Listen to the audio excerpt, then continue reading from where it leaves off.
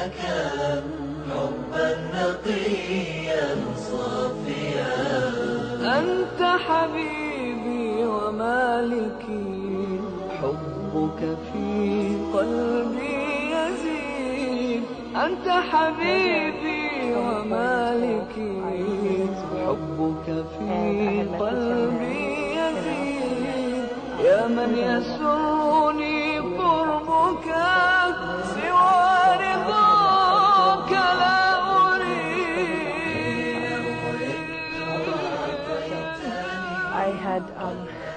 I had asked her, why does she wear that on her face? And it looked so strange to me, right? So I said, well, can you tell me why you wear that? And she had explained to me that in Islam, the beauty of a woman, a Muslim woman, is something that is so honored and respected that we don't share it with everybody, so we conceal it. And it's also, backed up from the Quran that Muslim women have to cover.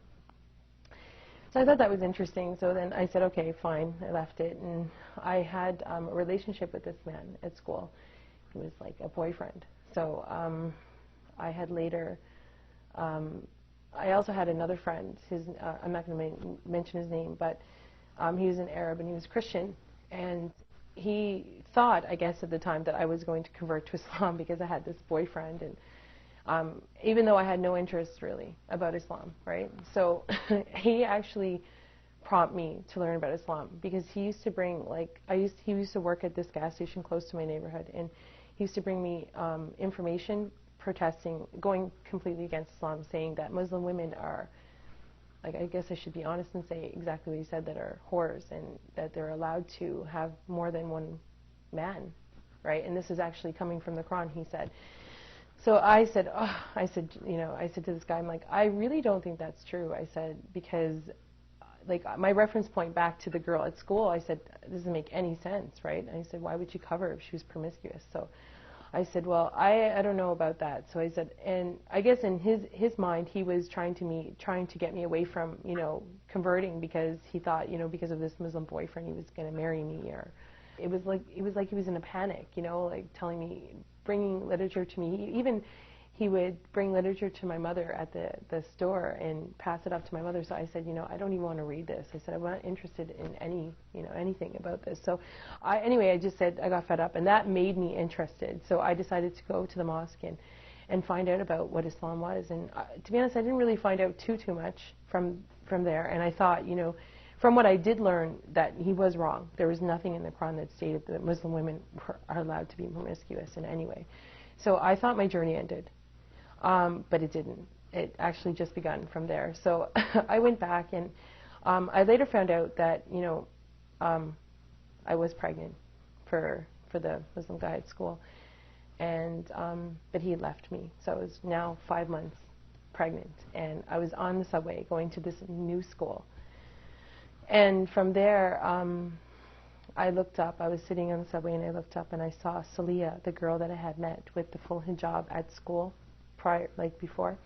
And I'm like, oh, I said, hi, how are you? And she's like, fine. And I said, where are you going?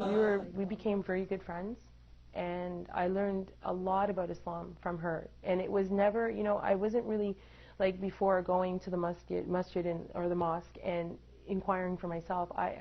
Islam just came to me now, and I became friends with her and a few other girls at school, and she would often invite me, to her house, and I learned so much about Islam, the character of a Muslim, and and also I found very interesting was that she actually memorized the Quran, which is to me just a book at the time, and it was word for word she memorized it, and I was like, wow, this is amazing.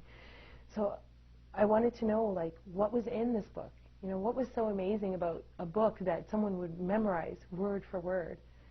And, there's just so many things that, that amazed me. And being around a Muslim person, a practicing Muslim person,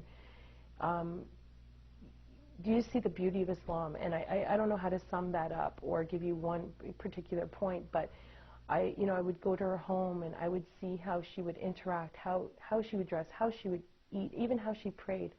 I mean, I was out with them numerous times where she would, say, oh, Crystal, you know what, I have to go pray. I have to find a place to pray.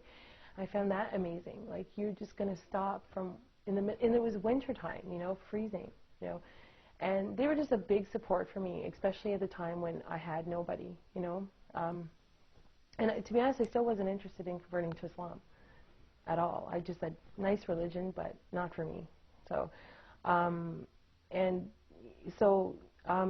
after I had my daughter, I started realizing, like, what am I going to teach my daughter? Like, what am I going to teach my daughter? Like, how am I going to grow my daughter up? I'm going to cry because it's emotional. So, anyway, and the guy, he never came back. So I didn't really know how to, you know, raise this beautiful baby that I had. So, and I remember back to how Celia was and how her parents raised her, and I just saw this, you know, another way of living, right, other than my way, which was basically just you live and you do whatever you like in this world. You want to do this, you go do it. There's no direction in life. So I decided to look more into Islam at that point on my own, you know. So Celia now got pregnant, and she started working at the masjid, just not far from here. And I said, well, Celia, I'm going to pop over, and, you know, every day, because I was home with my daughter, and I said, let me just come over and, you know, we'll talk about the Quran. I want to know more about it. It was hard. It was hard to find the concept of, you know, what is God. And from these experiences that I had at the masjid, I came to realize that there was a God. And, you know, one day I decided, you know, to go to the mosque. My daughter was 6 months at this point, and I was there and I was in the room, and, you know, like, I was serious. I really wanted to know about this religion before I converted, because I never was baptized before. I never had any, you know, conversion to any religion. So I wanted to find out, you know, really, was this for me, you know? And from there, I was there one day, just, you know, like every other day, just visiting her in the office and talking about Islam and God and who He was, and, you know, what Islam can offer me and my daughter. And so one day there was a funeral of a baby girl, and from there I just thought, life's so short, you know, like, you have to really make it. But I didn't know how to pray, you know. I didn't even have Islamic clothes. I was going back home now to, you know, my house. That was my mother. How was I going to explain that to my mother? My life is different because, well, I just think of one thing. Maybe this might be not the best thing to say, but health-wise, I'm so much more healthy. I used to smoke. I don't have to say that, but I used to smoke, and I used to drink. I used to get sick to my stomach from drinking. I don't drink anymore. I haven't tasted a drop of alcohol. I haven't smoked. Alhamdulillah. It's just, you know how many times I tried to quit smoking? I smoked for like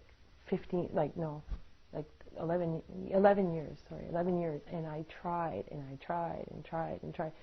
I am a successful non-smoker right now, and I just owe that to God, because there's no way I could have done it, like, especially, you know, with the support of the type of people I'm around, you know. It's your environment, you know. My environment is so much more healthy. I have direction in my life. I have more spirituality in my life. Like, I feel that I know why I'm here, you know. Like, I wake up in the morning and it makes sense. Like, I actually know why I'm here on earth. Before, it's like you're just here and you're like, what are you doing here? I used to have conversations with my friends, my non-Muslim friends, and say, we would come up with ideas why we're here, but now I know. That gives you direction. That gives you a lot of confidence, right? That you're not alone. And so I'm better spiritually, mentally, emotionally. My daughter, you know, I see a future that is with God in her life, not like how I grew up. And that entails many, many positive things, you know. I always dream, like, you know, she's going to grow up and she's going to be better than me, you know, like, much better. You know, she won't go through all the things that I went through, because she's going to be protected by Islam. You know, like, drinking won't be in her life. having boyfriends, maybe having children without someone there with her, you know, like what I went through. You know, I want her to know the value of herself, and I think she will. Islam will teach her the value. ثبته ربي بفضلك حتى